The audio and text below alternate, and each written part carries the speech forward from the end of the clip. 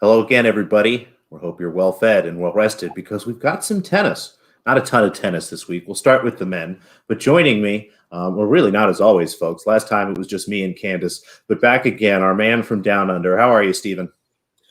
I am good. Yeah, no, I missed my first episode last week, but you guys, well, as Candace said at the start, you guys thrived without me. So thank you for having me back on.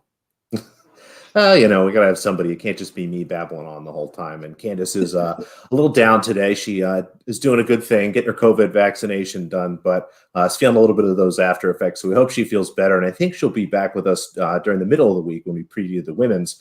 But again, we've got two ATP tournaments. They start, what is it, like the next 12 hours or so, I guess, technically, more or less.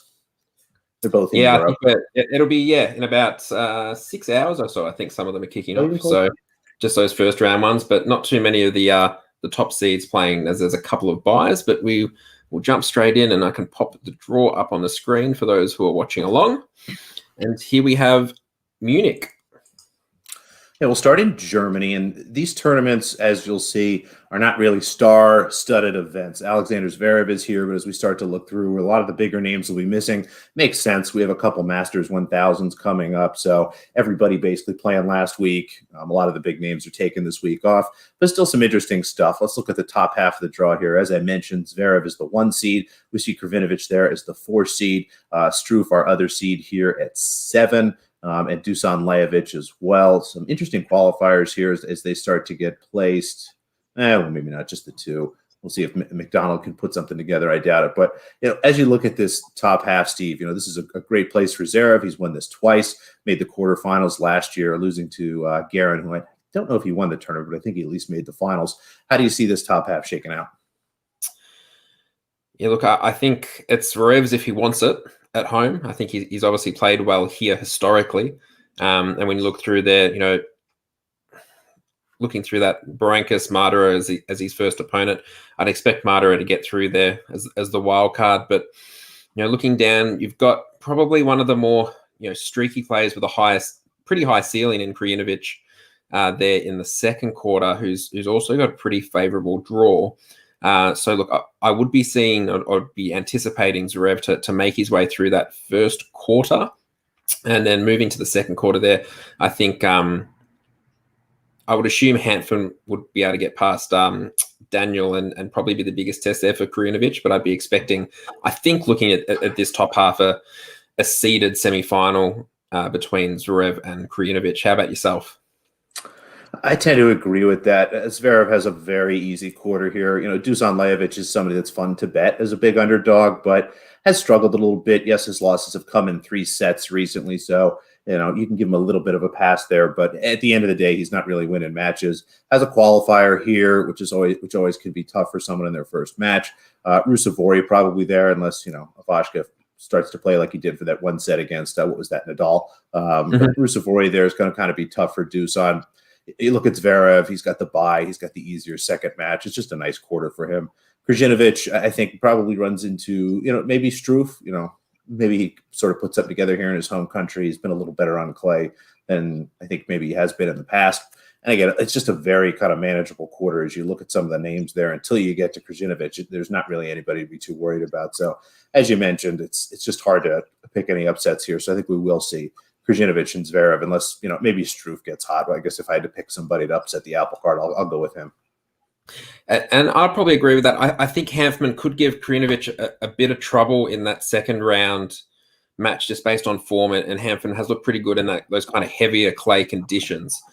But I think overall, and we'll talk about it a little bit later when we go through our picks, there is something about Krivinovic that does put me off a little bit. I think when we're talking about outrights, he is a player I kind of generally prefer match to match, just because there is such a gulf between his best tennis and his worst tennis, and they can turn up pretty close to each other, I guess, within the same week. So we've seen him put together some really impressive tennis over the last couple of weeks, but within that, there's also been some terrible sets of tennis.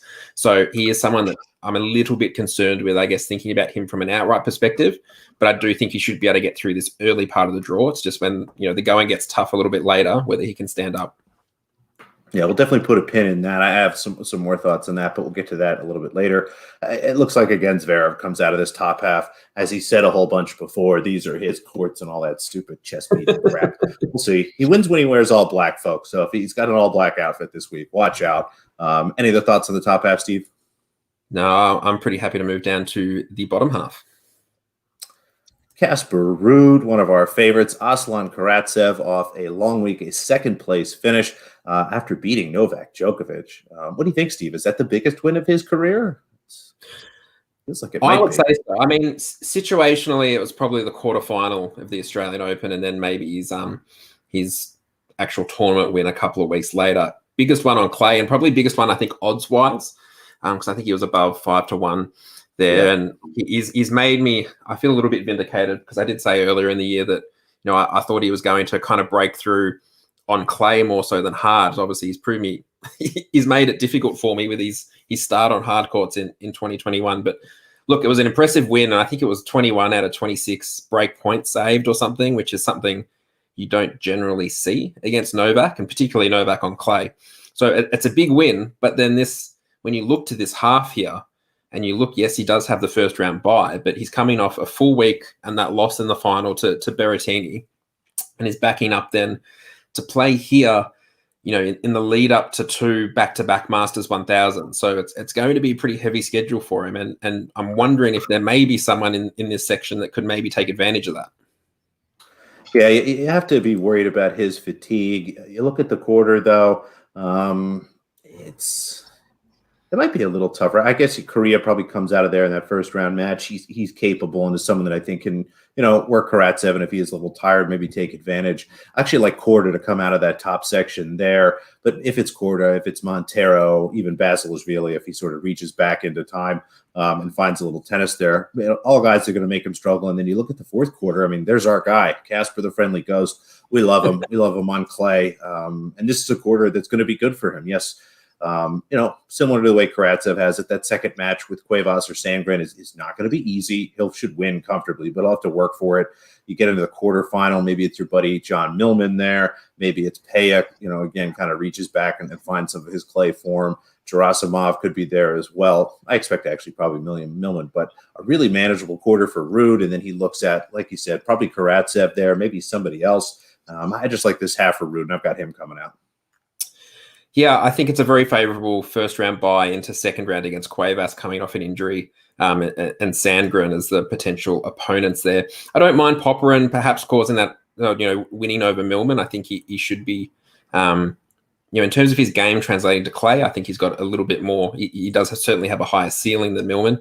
That Peja Gerasimov match, I got involved with Peja at the minus 2.5 games or minus 3.5 games a couple of weeks ago, and I think Peja lost, I think he was 4-3 up serving and lost the last 9 games in a row. So probably going to end up finding myself back in there again today at a probably better price than last time, because I'm a sucker for punishment. But I think when you look through there, that Ruud, yes, he did have, I think, an injury caused him to miss last week. So there is a little question mark there, but I think, he should be able to take advantage in that fourth quarter. And looking to the top, I actually like the lefties, I think, to cause a little bit of grief perhaps to Karatsev. I think Stabe and Monteiro in particular have the ability in heavier conditions to cause a little bit more grief perhaps to Karatsev. So look, I'd probably be leaning maybe towards the Brazilian. If it depends if he gets good or bad Basilashvili first up as to how that unfolds. But I think it's a competitive tournament, and look, it's a great opportunity for someone here to take a solid chunk of ranking points just before the 1000s kick off. As I mentioned again, we don't have a lot of the big names, but I like these weeks. These are weeks you get to learn about other players. These are opportunities for some of these guys to come through and still test some better players. I mean, we've got Karatsev, Ruud, and Zverev here. Those are 3 really solid guys, and the rest of the tournament players are pretty competitive here. So it's a fun week again to learn about some of the second and third tier players on tour. Any other thoughts here on this bottom half, Steve? No, and look, I agree with you about that. I think these draws, although they are smaller tournaments, I think they are more enjoyable, and you won't see players playing on stadiums named after themselves complaining about the conditions this week like we did with Novak last week against Karatsev. So that's always a bit of a self-aware person on planet Earth. Well, look, it's hard to be number one. It is. Alrighty, Somebody shall we has to do jump? We shall jump into our picks for this tournament. Do you want to lead us off with your ace for the tournament, Alex? Pretty straightforward. As we talked about, Zverev is the most talented player in this draw. He has the easier half. He avoids Karatsev and Ruud until the final. You look at his quarter, it's very easy. You look at the quarter he's opposing, it's pretty easy. Yes, he might be looking forward to some of those Masters 1000s events, but again, this is a tournament he's won twice. He loves this tournament. He loves winning in his home country. He draws a lot of energy from that. So I think we get a full effort from him here, despite maybe the scheduling questions. This looks like a really nice spot for him. Yeah, and look, when you look to my pick for the tournament as well, I've gone down a very similar path. Again, it does come down to that draw there that, look, it is a pretty favourable one. It would be a great one for him to kind of boost his confidence, I think, coming off a pretty... he hasn't been great, I guess, the last couple of weeks. He did have a good little patch there, including Acapulco. But the switch to clay hasn't started probably as successfully as he would like. So, look, I'm looking for him to take control here, particularly. He should be in the last four as a bare minimum, you would think. Looking at it, but looking more to the value. So I guess thinking about that, you've got that heavy favorite at the top, in the top half there. Who are we looking to for value here? So who have you gone for? I think the section to attack in this tournament is the third quarter. You want to avoid Zverev in the top half. You want to try to avoid Ruud as long as you can. And although you have Karatsev there in the third quarter, as we talked about, coming off a long week, we'll see, what his level looks like. And as I look at the top half of that quarter, the name that sticks out to me is Sebastian Korda. Now, he's got a qualifier in round one. I don't love that. I don't love that he lost to Bednay in 3 sets in Belgrade. Giving him a little bit of a pass with the surface change. Really love the way he's been playing this year. Looked great in Miami and happy to play him on the clay here. I think he has a chance to win that first match. The next match, again, should be pretty competitive as you start to look at the winner of Montero Basilashvili, but I expect him to be favored there. So I think his number was somewhere in like the 30s or something in that range. So really like that price again as someone that's looking to try to attack maybe that Karatsev quarter. Yeah, and I have gone down a very, very similar page. I think just looking at years around that 20 mark at the moment, I think Korda in that low 20s, which I do like. And I've gone for someone just a little bit longer, but in the same section. So I've gone for Monteiro here. Again, it's going to come a little bit down to the which Basilashvili turns up first up. But I think, he's a player that generally plays better in some of the heavier conditions or the heavier clay. He does tend to manage that historically reasonably well. And I think, looking at that spot and trying to find a bit of value there, I think that's where I've kind of come out in terms of him taking that draw of Basilashvili. And as you said, I think, we've both kind of got the similar train of thought there. We're both attacking the same spot, just with different plays in that section. So it will be interesting to see what unfolds. And that's probably the quarter that I'm most fascinated with when you look through this draw in particular. Yeah, and like you said, that quarter price, I don't know where I saw that number earlier, but it looks like to be in the 20s at a few places. So 20 to 1 or better, I think, is a nice price on him. Definitely. And look, I'm just grabbing up just while we're chatting here, looking at to win the third quarter, you've quarter at $4.50 or plus $3.50, and Monteiro at $6 or plus $500. So there are two other interesting looks that you can maybe make a look at if you want to go against Karatsev, who's around even money there.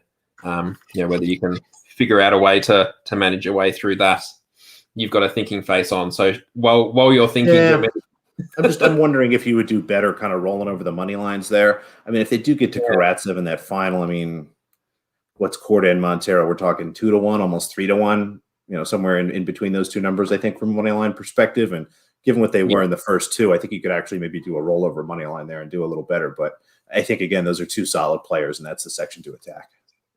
Definitely.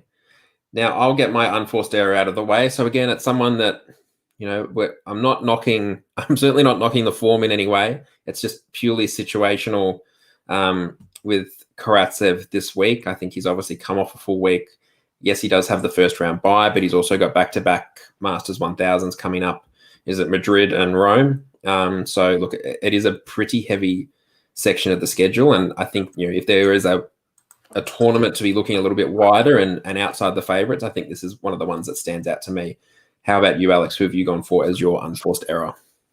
Well, one of the exciting parts about looking through the draw was I thought Philip Kohlschreiber retired.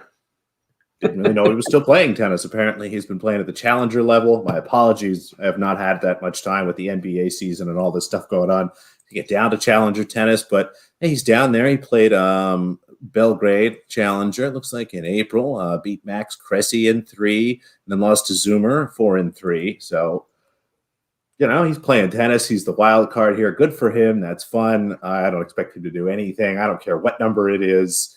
Don't bet on him. Don't look at him. We're just going to give him a pass and enjoy another run of Kohlschreiber tennis in Germany. And moving to the overvalued players. So I did touch on this a little bit earlier when we were going through that second quarter, but mine's Krajinovic from an outright perspective. Like I said, I think he should be able to win his first round or two here, but I just don't. He's just not a player at the moment that I trust enough to bring that consistent level across the entire tournament. And that's what you were mentioning. And what I wanted to circle back was, variance can be a good thing, but you don't want a high variance player with a low number. He's around 8-1 to win this tournament. And with someone who, again, has high potential, but also, can go the other way, you want a big number. Those are fun players to bet on a big number because if they get hot, you can take advantage of it. But here, the way it's priced, you're almost assuming he's going to come out and play a great week of tennis. And like you said, there's reasons to doubt that. Definitely. And who have you gone for as your overvalued player? Similar to your unforced error, Mr. Karatsev, as we talked about, he's fatigued here. He's 5-1 to win this tournament. And I don't understand why he's the same price as Ruud when he has, I think, a tougher quarter than Ruud, then has to beat Ruud, again, off a long week, and both of them still have to play Zverev. So I would expect Ruud to maybe be like 4-1 and Karatsev to be like 7 or something. He's in this 5-1 range, which is a price that, the market effectively, it looks like, is assuming he's going to come, he's going to play well, he's going to try to do everything he can to win this tournament. There are question marks around that. As well as I look at the draw, and again, the similarity to Ruud, I would much rather have Ruud at the same price than I'd have Karatsev, but I wouldn't bet either at that number. Definitely. It's going to be an interesting tournament. And I think it's going to be a really good one, and it's going to be a competitive one. We're not going to see things as one-sided as perhaps we've seen in some of the matches at some of the bigger clay tournaments lately. So I am interested to see what unfolds, but also interested to see if Zverev can actually handle that, top seed at home. This is my court. Was it Dwayne Wade type? This is my house. It was. I like what you said, though. As you look, there's going to be a match or two every day that should be really interesting or at the very least fun to watch. So, again, we don't have the best names this week, but there'll be a lot of fun names to watch and, guys that you'll be able to see and remember as they start to blossom, hopefully later. Now we switch over to Estoril. Going to Portugal. And I know we're both excited about this, that we have a tournament where Denis Shapovalov is playing on clay and he's the number 1 seed. How exciting. Yeah, as I'm mentioning, these tournaments can be fun with some of the smaller names. This tournament is a little tougher. I don't know that I'll be watching a lot of these matches or following them too closely, although I love these courts. This tournament is in just like this beautiful location. If I remember correctly, it's like right by the ocean and there's all these nice views and stuff. So it'll be very pretty tennis to watch. But yeah, as you mentioned, we have Shapovalov as our 1 seed. Humbert there is the 3. Fokina, Arv there. You mentioned that Shapovalov's not 100% healthy. What were you talking about earlier when we were just getting ready before the show? What do you think about him this weekend? He took a medical timeout against Felix, and it's one of those ones that is it a salvage a bit of pride medical timeout or whatnot. But he did comment a half Yastremska. Yeah, it's a modified Yastremska. She's been quiet lately. I wonder how she's going. I'll call that a Diana. The Yastremska is full on. Yeah, look, he said he had shoulder issues, and I think it was he's having pain when on serving and having some issues with his shoulder. So nothing fixes a shoulder injury like playing in heavy clay conditions the week before back-to-back big tournaments. So it's an interesting spot, but I think when you look to this top quarter, it gives opportunity then to, I think he can be challenged. I think Mutet is obviously he should be too good for Giron in that first round, assuming that, he's switched on. And that'll be a big challenge straight up for, Shapovalov, because, Mutet does cover the court very well. He does have his disadvantages when you do back him, and it's hard to know which one will turn up, the good Mutet or the bad. But I think when you look to this section and you consider, Herbert hasn't been playing very well on clay. Simon hasn't been playing a lot, and even when he has been playing, again, clay is probably not his strong suit. Verdasco hasn't played a lot of tennis recently, and Albert Ramos, I think, is beatable on his day, particularly. He's been a little bit hit and miss at times. I think there's a genuine opportunity here for a player, like a Mutet, to get through that first quarter. Is there a player or a name there that stands out for you? As I start to look at it, Shapovalov's tough because, as you mentioned, he might be hurt, and he might just be here because he's got the 1 seed. He's got to buy. He knows at the very least if he shows up and, spends a week in Portugal rehabbing on the beach, he's got a second-round payout waiting for him to cover whatever the costs are to do that. On the other side of the coin, this is a very winnable tournament for him. If he comes out, if he's healthy and really plays well, I mean, I like Mutet, like you said, and we'll talk about him a little more later, but he should beat Mutet. Shapovalov is going to be a favorite in every match, I would say, fairly substantially. Maybe the quarterfinal, somebody like Ramos or maybe even Herbert or something, if they're playing well and they get there, maybe that'll be a little closer. But I expect him to be a solid favorite, honestly, all the way through to the final here. If, again, he's healthy, if he's motivated. So it's kind of a lame buy it, if you will. But that's what you kind of have to think. I'm going to pick Shapovalov probably to win, but I think there's definitely some value from a betting perspective in this half, given all the question marks we have about him. Definitely. And I think when you look to that second quarter, again, it's opportunity. I don't think Humbert's been playing particularly well lately. And, when you look a little bit further down there, Lloyd Harris, I think, is another one who's probably not particularly suited to the surface and the conditions here. I like to look towards that bottom match. So, Davidovich Fekina versus Andahar is probably going to be one of the more interesting ones, I think, particularly with the first round, as well as Shardy. And I know I've got there's qualifier up there on the screen for those who are watching along, but that is Juan Munar as well. So he's going to be a tough, first round match, and I think Munar is a pretty heavy favorite there around that -200 or $1.50 mark. So it is an interesting little section there. And again, it's another one. It's a great opportunity, I think, for a number of these players. Is there anyone standing out for you? Again, Mutet, like you said, I think he has kind of the talent to make a run through this, especially if Shapovalov isn't too interested. The second quarter is full of names that are kind of fun. Cecchinato, I like. Humbert's been actually pretty solid this year. Like you said, Munar is someone we like to be on clay. That Andahar-Fokina match might actually be kind of good. So the second quarter to me is more fun, but I don't know if there's any names that stand out that I'm excited. Back Cecchinato a couple times to my dismay a little bit. He just doesn't seem to be putting it together yet, so I'm going to take a week off from that. But the second quarter is, I think, more of a fun-to-watch thing than an opportunity for me, despite the fact that it is attackable. I think it is as well. And it's an interesting one. I mean, I know, look, Humbert, it's a tricky one. He's not the favorite to win the quarter, as the 3 seed and having to play one less match. So, he's sitting around that +275 or $3.75 to win the quarter. And, we'd only need to win 2 matches to do that. So it'd be interesting to see kind of how that unfolds. But I think it is probably a little bit too competitive for him in terms of quality clay players here. Shall we move to the bottom half? Indeed. Let's see who else is down there. There's got to be some fun names. Come on. There we go. We like Christian Garin. He's great. He's our 2 seed there. Nishikori continues his, I don't know what you would call it, his warm-up, his comeback, his injury recovery, slow intro, whatever. This is kind of a fun third quarter, honestly. As messy as the draw is, I do like Garin. I think that's a solid fourth quarter for him. We'll see how Nishikori looks. I assume if he's here, he's playing, and he's healthy, he should be okay. The Anderson-Tiafoe match is could be the most boring tennis match of all time or the most amazing tennis match of all time. I could see just any amount of outcomes coming to that, but it's just a fun little quarter. Marin Cilic just doesn't seem to be alive, but the qualifier there should get through and maybe play another qualifier. That would be kind of fun. It's an interesting third quarter, but I like Garin here to come through. I think he is the class of this half.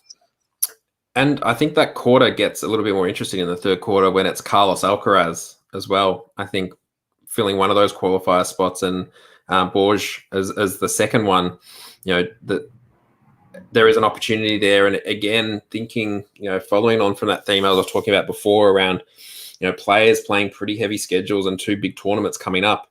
Kai Nishikori isn't generally a player who likes to play week after week after week after week, particularly given his injury concerns over the, particularly over the last, half a decade of his career, maybe even more. So, playing heavy conditions when you've had a history of arm issues, it'd be interesting to see what he can do here. I think Tiafoe is a big challenge for him first up. I'm assuming he'll beat Kevin Anderson in these conditions. But yeah, look, I think, Carlos Alcaraz being here as well is a really... I'm interested to see how he goes against Cilic first up. He should beat him quite comfortably, but it'll just be interesting to see, I think, how the dynamic of that match unfolds. I think then when you look to the bottom, it's a bit of a tough one. I think the names look a little bit stronger than perhaps the form. When you look back to, say, the last couple of years, had this been 2019, Londero versus Gasquet, I would have loved to watch. Now I couldn't think of anything worse. Yao Souza, I think, is a very long price, I think, against Cam Norrie coming off a pretty solid week last week. And, Souza, I backed him last week and then he lost and then he came in as a lucky loser and then lost again. So, well, this is the event that sort of ended his career, right? He won this title and that was it. Basically hung it up at that point. Yeah, he's just struggled. I think, he had injuries before the COVID break and then struggled after it as well. I think it's been a really difficult run for him. But then again, he's playing at home and he seems to bring a pretty decent level when playing at home. So, look, there is that potential there. But someone that I'm keen on is that little qualifier spot there that's sitting there next to Alexander Bublik's name, and that's Pedro Martinez. I think, he looked pretty decent through qualifying there, and he's got a decent spot here if he gets a... Again, it's a bit like the Basilashvili in the other draw. I think depending on what Bublik you get, I think Martinez is a great chance there in that first match and could cause a little bit of trouble in this fourth quarter. Yeah, I agree with that. Bublik made some what became public comments about not really liking playing on clay and being happy that there was someone across the court who was pretty good that he could lose to. And now he won that match somehow, but I agree. I think that's a nice spot for Martinez, but at the end of the day, I think that's Garen's quarter to lose. Saw a question in the chat here about Thompson and Borg. At the end of the day, I think this is just kind of a qualifier line. Qualifiers tend to have an advantage having played a few matches and being in some form. And correct me if I'm wrong here, Steve. I don't know if Mr. Thompson is the best clay player. He hasn't had a good run of it recently. I think he just beat Gasquet in a tight 3-set match, which isn't great form. And Nuno has played really well at challenger level, and now has made his way into into an ATP draw. So look, this is a big opportunity for him playing at home as well.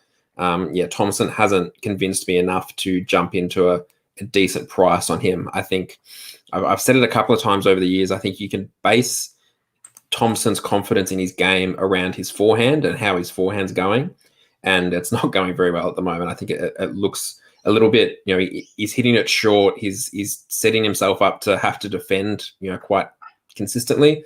And he just doesn't look to be as switched on there. So look, it'll be interesting. It'll be an interesting match, but I don't think I'm getting involved in Thompson at an underdog price there. Makes perfect sense. Any other thoughts here on the second half before we jump into our picks? I think we just jump straight on into the picks. Who have you got as your ace for the tournament? My buddy, my pal, Mr. Christian Garen. I really like him. Solid clay player. I think this is a very winnable draw for him. Like his quarter, not too worried about anybody in the third. Happy to, basically avoid Shapovalov all the way to the final. It just really sets up nicely for him, and I think this is a good spot for him to get a title.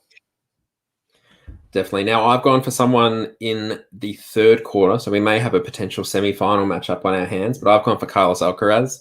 I was against him a couple of weeks ago when I thought, he probably wasn't as quite deserving to be tournament favorite in these type of tournaments. But I think, when you look at, he played well in qualifying. I think you're getting about double figures here. And I think he could, he's in a section where he should be able to manage. I think style-wise, I think he matches up pretty well against Nishikori, Tiafoe, Cilic, or whoever else comes his way. And I think, you know, he's not going to be overpowered, I think, by any player. The only player that might overpower him, you could perhaps say, is Cilic, but there's no form there to suggest an upset. So I think he may be able to, you know, he's in that position where he needs to make the most of these draws, particularly when the big names are missing. He is still having to qualify for these type of tournaments, and I think he's, you know, at that stage where he's probably too good to be doing that, and he needs to, you know, he's probably been unlucky with the rankings freeze of a number of players above him, and it's been a bit more of a grind for him to be able to push past them. But I think this is a great opportunity for him here. Yeah, I like that one a lot. Now, you've gone for Gurin down the bottom. Is your value pick from the top half? It is. As I mentioned, we're going to talk about Mr. Moutet a little bit more, and not that he's as good as Krivinovic, but the same concept of you have this wide variety of outcomes. And, you know, as I start to look at Moutet, you know, I wanted a big number. I'm seeing 33-1. That's a pretty big number in a small field like this. Very winnable match in the first round there. Again, if Shapovalov is not motivated or interested, this is not the guy he wants to see. You know, Quarantine should at the very least work him, even if he's going to hit errors at the end of all those long rallies, but is going to really make him work. And that's not what Shapovalov can see. And if once he gets past that match, I think he's kind of off and running. I'm not too worried about anybody down there in the bottom half. You know, maybe Vanolo's just kind of, you know, out veterans him or something. I don't know. Just try to play devil's advocate. But if you can get past Shapovalov, I think he wins that quarter. Not afraid of anybody in the second quarter. And I think at 33-1, you'll be perfectly happy having him as a final, even as an underdog against somebody like Guerin or whoever else comes out of the bottom. A little bit shorter than the ones you normally pick recently. You've just been picking winners in the 40s and 50s and whatever else you want to call it. So I looked at 40-1, and the only names at 40-1 are Martinez, which not a terrible idea, but then there's Andahar, Bublik, and Gisgay. Well, you've led in well I have to to my pick a value. 40-1. What the heck? Give me Pedro 40-1. Well, this fits in well with my value pick because my value pick is Pedro to win the fourth quarter. So that's sitting currently, I think, at some books around that $8.50 or plus $7.50 range. I think if you can get Bublik early, you know, qualifying form, he's looked solid. Bublik's been a bit hit and miss. I think he should be arguably a favorite in that second round. And, you know, yes, he will have to play probably Gurin in a quarterfinal, but, you know, that's then, you know, you potentially got an $8.50 shot there in a quarterfinal in a head-to-head. So, look, I think it's not the worst play here. I think he's decent value when you look at it at the moment compared to some of the other players in the section. So that's where I'm kind of leaning for this one. Now, unforced error-wise, I'll just jump mine out of the way quickly. It's Denis Shapovalov. I think I talked about it a little bit at the start there. Not too sure what's going on with that shoulder. So it's hard to kind of gauge where he's at the moment. I don't think he's made a clay court final at ATP level. So look, it's hard to really get involved as the one seed with his price so short. So I'm happy to look elsewhere here. Now, who are you looking to as your unforced error? Mr. Cilic, wherever he is, apparently he's here. Hasn't really played much good tennis. Won a couple matches in Miami, and that was all good and well. Beat Musetti is pretty impressive. You know, Guerin and Korea are pretty good, but on hard courts, those are guys that he should be beating. You know, loses to Rublev there. It's just, you know, I'm not too excited at him. He runs into two really nice qualifiers here in this spot in the quarter. Nishikori maybe, Tiafoe maybe, Guerin there at the end of the fourth quarter. So just happy to give him a pass this week, as I'm not sure what kind of effort he's going to bring, and I don't really love what his path is anyway, if he's interested. Fair. I mean, I don't think we're going to be putting Cilic over in the winners column a lot in the near future or ever again, to be honest. We'll see. Now, who is your overvalued player for the week? My overvalued player for the week, Mr. K. Nishikori. As I start to look at the market here, Guerin's the favorite, followed by Shapovalov. It's the same price as Nishikori. Again, as I look at his draw, he has to play Guerin before he plays Shapovalov, hypothetically, if the seeds push through. We've already talked about the fact that he's, you know, sort of in a comeback mode, working through some physical things, may not be totally locked in given the tournaments that are coming up. Might have Tiafoe there in the next round. Again, the qualifiers, like you said, Alcaraz is probably there in the quarterfinals, and then it's Guerin, and then it's just a really hard draw. So I think that the market's made a mistake pricing him this way. I think this price is based on the Kei Nishikori of old, maybe. Definitely. And I have agreed with you on this one. I've also gone with Nishikori, and I think it falls into a similar train of thought with Karatsev there. I don't think scheduling wise, he has looked pretty solid. He's played some pretty good tennis, but I'm just a little bit worried about him playing this week in conditions. He said the conditions last week were heavy and perhaps not suited to him.